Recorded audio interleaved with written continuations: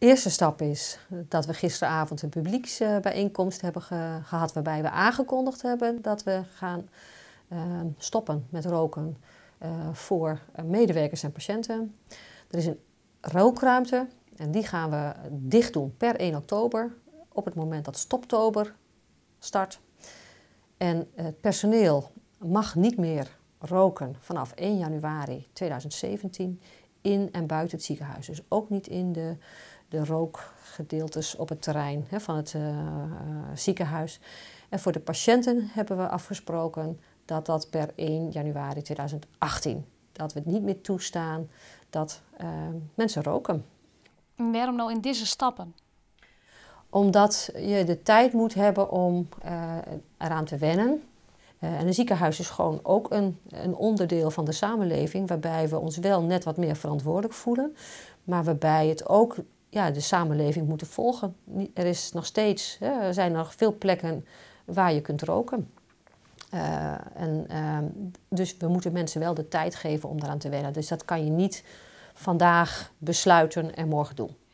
En dan heb ik even hifke hier in de stad, mingde gevoelens binnen hier over het idee, het plan wat hier leidt. Meesten zeggen, ik vind dat een verbod dat mag net kunnen, want er moet de keuze wezen voor iemand om vol of net te smoken.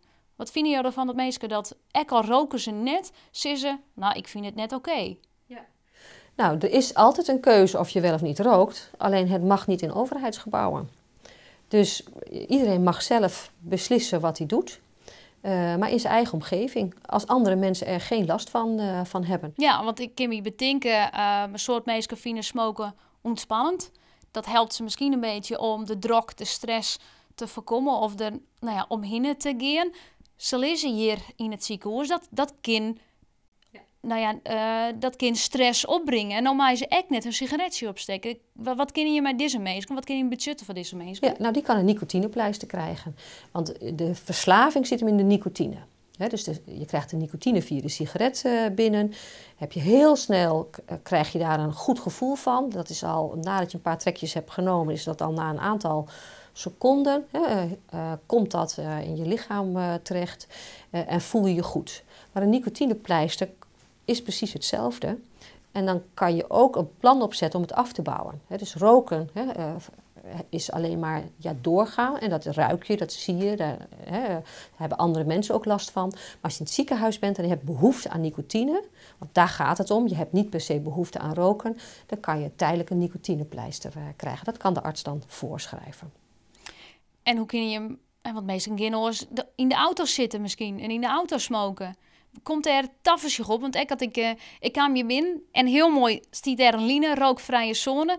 Ik telde er 12 mensen die tussen die line en de ingang maar een sigaretje in de hand staan. Komt er tafersje op? Ja. Dat is wel de bedoeling. Ik ga het niet zelf doen.